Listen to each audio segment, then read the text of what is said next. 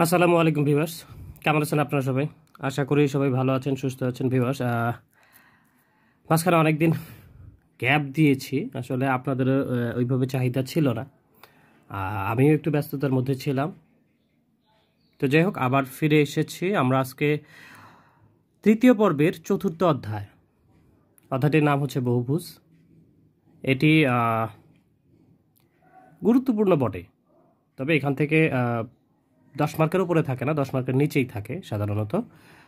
আপনারা কোন চ্যাপ্টার থেকে কত মার্কস কমন পেতে পারেন, কত মার্কস থাকে প্রশ্নে, এটা যদি আপনারা দেখতে চান তাহলে অবশ্যই আমার থার্ড সেমিস্টারে দেখবেন অধ্যায় বিশ্লেষণ, অর্থাৎ এটি ত্রিভুজের ক্ষেত্রফলের প্রথম ভিডিওতে বলা রয়েছে। আপনি সেখানে যদি যান তাহলে দেখতে পারবেন কোন চ্যাপ্টার কতটুকু গুরুত্বপূর্ণ, কত মার্কস সেখান থেকে থাকবে। যাই হোক ভিউয়ার্স, আমরা বহুভুজের চ্যাপ্টারটি করব।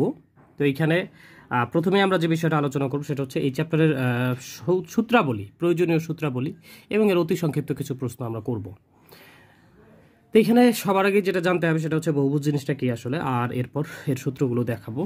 তো সেই ক্ষেত্রে আমি বহুভুজ হচ্ছে চতুর্ভুজের উপরে, মানে 4 বাহু দ্বারা আবদ্ধ ক্ষেত্র, যেটাকে আমরা চতুর্ভুজ বলি। এর চাইতে বেশি বাহু বিশিষ্ট যে কোনো জ্যামিতিক চিত্র বা জ্যামিতিক ক্ষেত্রকেই বহুভুজ বলা হয়। সেটা হতে পারে পঞ্চভুজ, হতে পারে ষড়ভুজ। পঞ্চভুজ মানে 5 বাহু দ্বারা আবদ্ধ ক্ষেত্র, ষড়ভুজ মানে 6 বাহু দ্বারা আবদ্ধ ক্ষেত্র। আমরা এটা বোধহয় করেছিলাম বা করে থাকবো বেনজিন চক্র, এটা জৈব যৌগে করার কথা। এই যে বেনজিন চক্র, হ্যাঁ, তো এটাকে কিন্তু একটা ষড়ভুজ, এটাও একটা বহুভুজ, কারণ এখানে বহুগুলো বাহু রয়েছে। 4 বাহুর বেশি বাহু হলেই সেটা বহুভুজ। তো বহুভুজ কাকে বলে এটা নিয়ে তো আর কোনো প্রশ্ন নেই, যা বুঝলেন তাই বলে দেবেন। যে 4 বাহু অপেক্ষা বেশি বাহু বিশিষ্ট জ্যামিতিক চিত্র বা জ্যামিতিক ক্ষেত্রকেই বহুভুজ বলে। ব্যাস এইটুকু লিখলেই চলবে, কোনো সমস্যা নেই। এরকম বহুভুজ থাকতে পারে, অষ্টভুজ থাকতে পারে, ষড়ভুজ থাকতে পারে, পঞ্চভুজ থাকতে পারে, সপ্তভুজ, তারপরে এরকম যত বাহু দ্বারা আবদ্ধ ক্ষেত্র থাকতে পারে। অষ্টভুজের চিত্রটা আমি একটু দেখাই দিই, আরও একটু সুন্দর করে একলা আঁকা যায়।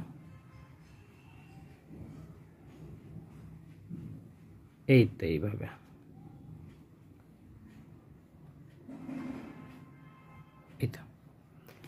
এইটা একটা অষ্টভুজ, 8টা বাহু আছে, 1 2 3 4 5 6 7 8। তো এইভাবে বহুভুজ অনেক রকমের আঁকা যায়। তো আমরা এর সূত্রাবলী দেখব এই বহুভুজ চ্যাপ্টারটিতে।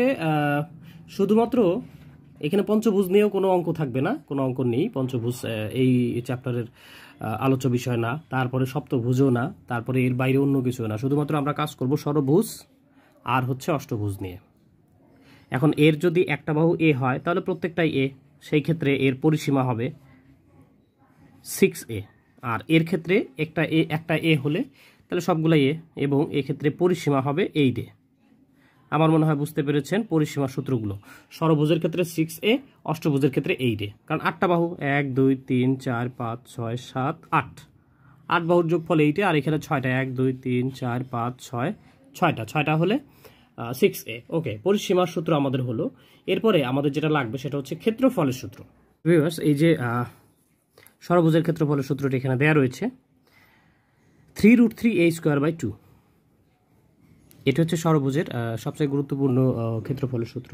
এবং অষ্টভুজের ক্ষেত্রফলের সূত্র হচ্ছে 2a² 1 + √2। এখানে এ বলতে এখানকার এ বা এখানকার এ যাই হোক না কেন, বাহুর দৈর্ঘ্য। অষ্টভুজের ক্ষেত্রে এ, ষড়ভুজের ক্ষেত্রে এই এ, আলাদা আলাদা মান অবশ্যই থাকবে। এই হচ্ছে সূত্র। এর বাইরে দু একটি সূত্র রয়েছে, তবে সেগুলো আপাতত অতটা প্রয়োজনীয় না। ওই সূত্র ব্যবহার করে তেমন একটা অঙ্ক আসে না, তবে সূত্রগুলো কখনো কখনো পরীক্ষায় চলে আসে। সে বিষয়গুলো আমি অবশ্যই দেখাবো, কোন সূত্রগুলো আসে, কিভাবে আপনি অ্যান্সার করবেন। তো আপাতত আমার এই দুটো সূত্র হলেই চলবে। এখন পরের যে বিষয়টা আসে সেটা হচ্ছে প্রশ্ন কেমন থাকবে। এখানে প্রশ্ন থাকবে মূলত হতে পারে আপনার ষড়ভুজের দেখা গেল পরিসীমা দিয়েছে, বললো ক্ষেত্রফল কত, বা ষড়ভুজের একটা বাহু দিয়েছে, বললো ক্ষেত্রফল কত। তো বাহু থাকলে তো সূত্রের মধ্যে ফেলে দিব, এটা চলে আসবে। কিংবা পরিসীমা থাকলে পরিসীমা থেকে আমাদের বাহুটা বের করতে হবে, দেন আমরা ক্ষেত্রফল বের করতে পারবো। একইভাবে ওরা যদি ক্ষেত্রফল দেয় তাহলে ক্ষেত্রফলের ক্লু ধরে আমরা বাহু বের করব, এবং সেখান থেকে পরিসীমা চাইলে পরিসীমা বের করব, কিংবা বাহু চাইলে তো কোনো কথাই নেই, বাহু বের হয়ে গেল।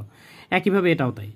সংক্ষিপ্ত প্রশ্নের মধ্যে এই যেগুলো আমরা বললাম সেগুলো হচ্ছে অতি সংক্ষিপ্ত প্রশ্নের মধ্যে। এবার সংক্ষিপ্ত প্রশ্নের মধ্যে আসেন। সংক্ষিপ্ত প্রশ্নের মধ্যে দেখা গেল আপনাকে ষড়ভুজের ক্ষেত্রফল দিয়েছে, বললো যে একটি ষড়ভুজের ক্ষেত্রফল সামথিং হতে পারে 10, 20, 50, 100। এখন বললো যে ওই ষড়ভুজের যে বাহুটার দৈর্ঘ্য, ওই একই পরিমাণ বাহুর দৈর্ঘ্য বিশিষ্ট অষ্টভুজের ক্ষেত্রফল কত। অর্থাৎ আমরা শর্ত দিয়ে এই ত্রিভুজ এই ষড়ভুজের ক্ষেত্রফলের ক্লু ধরে আমরা এই ষড়ভুজের বাহুর দৈর্ঘ্য বের করব। এই বাহুর মানটা এই সূত্রের মধ্যে ফেলে দিব, তাহলে অষ্টভুজের ক্ষেত্রফল বের হয়ে যাবে। বাহুর মান তো একই থাকলো, এটাতেও যা ছিল এটাতেও তাই, শুধু এটা ছিল ষড়ভুজ, এটা ছিল অষ্টভুজ, এটা সূত্র ছিল এটা সূত্র ছিল এটা। কিংবা আপনার থাকতে পারে অষ্টভুজের ক্ষেত্রফলই তারা দিল, তাহলে শর্ত গঠন করবো অষ্টভুজের ক্ষেত্রফল এত ইকুয়াল সামথিং, সেইখান থেকে আমরা অষ্টভুজের একটা বাহু আসবে। প্রশ্নের মধ্যে বলা থাকবে অষ্টভুজের বাহুর ক্ষেত্রফলের সমান বাহু বিশিষ্ট ষড়ভুজের ক্ষেত্রফল কত, সেই ক্ষেত্রে আমরা এইখানে মানটা বসায় দেব। এইটা হচ্ছে সবচেয়ে গুরুত্বপূর্ণ টার্ম। এরপরে আসে হলো একটা ঘরের সামনে বারান্দা। আমরা সাধারণত জানি যে বারান্দা, আচ্ছা চিত্র দিয়ে সেটা আমি বুঝাই দিব। মূলত আপনাকে বারান্দার ক্ষেত্রফল বা বর্ধিতাংশের ক্ষেত্রফল বের করতে বলা হবে, এই টাইপের একটা প্রশ্ন থাকবে বা এরকম প্রশ্ন থাকতে পারে। সেটা হতে পারে ষড়ভুজের ক্ষেত্রে, হতে পারে অষ্টভুজের ক্ষেত্রে। ষড়ভুজের ক্ষেত্রে হয়তো আলাদা রকম অ্যান্সার আসবে বা আলাদা রকম পদ্ধতি হবে, আর অষ্টভুজের ক্ষেত্রে কিন্তু আবার আলাদা রকম পদ্ধতি হবে। তো যাই হোক, আমরা ইনশাআল্লাহ এটাও হিসেব করে ফেলবো বারান্দার অঙ্ক। তাহলে আমরা দ্বিতীয় ক্যাটাগরি পেলাম বারান্দার অঙ্ক। এরপরে কিছু প্রশ্ন থাকে বর্গ দিয়ে বা ভিন্ন ভিন্ন বিষয় দিয়ে, এগুলো ব্যতিক্রম আমি বলে থাকি। তো আর একটা ক্যাটাগরি থাকবে তাহলে ব্যতিক্রম অঙ্ক। তাহলে আমরা মোটামুটি অতি সংক্ষিপ্ত প্রশ্ন তো পাইলামই, বাহু দেবে, ষড়ভুজের ক্ষেত্রফল কিংবা অষ্টভুজের ক্ষেত্রফল বের করতে বলবে, কিংবা পরিসীমা দেবে, ক্ষেত্রফল বের করতে বলবে, কিংবা ক্ষেত্রফল দিবে, পরিসীমা বা বাহু বের করতে হবে। এগুলো আমরা অল্টারনেট করলেই বা সূত্রের মধ্যে ফেলে দিলেই চলে আসবে, ওগুলো নিয়ে কোনো সমস্যা নেই। আর আমরা ক্যাটাগরি পাইলাম সংক্ষিপ্তের ক্ষেত্রে আমরা পাইলাম সেটা হচ্ছে যে হয় এইটার ক্ষেত্রফল দিবে, আমাকে এইটার ক্ষেত্রফল বের করতে হবে এইটার সাহায্য নিয়ে, কিংবা এইটার ক্ষেত্রফল দিবে, এইটার ক্ষেত্রফল বের করতে বলবে, তখন এটার সাহায্য নেব আমরা। মানে এইখান যে ক্লুটা দেবে, ক্ষেত্রফলটা দেবে, সেটার সাহায্যে আমরা এখান থেকে বাহুর মান বের করে এটাতে ফেলে দেবো, ব্যাস। এটা একটা ক্যাটাগরি। এরপরে আমরা পাইলাম হচ্ছে বারান্দার অঙ্ক। হ্যাঁ, আমরা অঙ্কগুলো যখন করবো তখন বুঝতে পারবো, কোনো সমস্যা নেই। এরপরে আমরা পাইলাম কিছু ব্যতিক্রম অঙ্ক। তো যাই হোক, আমরা প্রথম ক্যাটাগরি অর্থাৎ সংক্ষিপ্ত প্রশ্ন যেরকম করে থাকে সেই অঙ্কগুলো আমরা করার চেষ্টা করব। তো ভিউয়ার্স, এখানে আমরা প্রথম প্রশ্নটি দেখতে পাচ্ছি, একটি সুষম ষড়ভুজের এক বাহু 10 একক হলে এর ক্ষেত্রফল কত। সিম্পল, আমরা জাস্ট ক্ষেত্রফলের ইয়াটা বসায় দেব। অতএব সুষম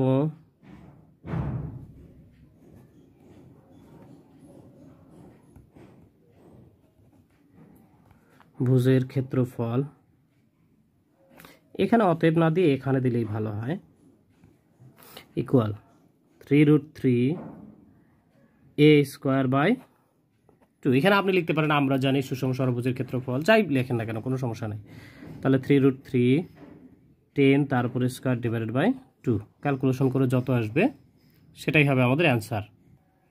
তো ভিউয়ার্স, এটা ক্যালকুলেটরে চেপে দিলে চলে আসে 258.8। আপনারা অবশ্যই চেক করে নেবেন, আর কোনো সমস্যা হলে অবশ্যই আমাকে জানাবেন। এইখানে সবচেয়ে গুরুত্বপূর্ণ যে বিষয়টা সেটা হচ্ছে যে এখানে দেখেন আমার দেয়া ছিল 10 একক, মানে 10 সেন্টিমিটার হলে সেন্টিমিটার, মিটার হলে মিটার, কিলোমিটার হলে কিলোমিটার, এরকম আর কি 10 একক। এখানে আমার যেহেতু এটা ক্ষেত্রফল, সুতরাং এখানে লিখতে হবে বর্গ একক। এখন এখানে যদি সেন্টিমিটার থাকতো তাহলে আমরা লিখতাম বর্গ সেন্টিমিটার। এখানে একক আছে তাহলে লিখবো বর্গ একক, মিটার থাকলে লিখতাম বর্গ মিটার, এরকম। আশা করি বিষয়টা বুঝতে পেরেছেন। আপনারা এখন বাসায় প্র্যাকটিস করবেন। বাহু 6 একক হলে ক্ষেত্রফল কত, আমি উত্তরটা এখানে লিখে দিচ্ছি। তো ভিউয়ার্স, এই যে এখানে উত্তরটা লিখে দিয়েছি যে বাহু 6 একক, এখানে মূলত মিটার আছে, তা মিটার থাকলে এখানে উত্তরে আপনি মিটার দেবেন, একক থাকলে একক দেবেন, সেন্টিমিটার থাকলে সেন্টিমিটার দেবেন। উত্তরটা হবে 93.53 বর্গ একক বা বর্গ মিটার থাকলে মিটার। আশা করি করতে পারবেন। এবার পরের প্রশ্নটাতে আসি। আমরা দেখতে পাচ্ছি একটি সুষম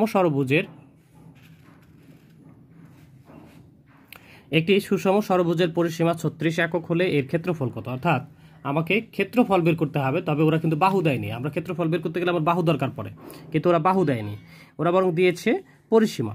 তবে এটা আমি কি করব, পরিসীমাকে কাজে লাগিয়ে বাহুটা বের করে নিব।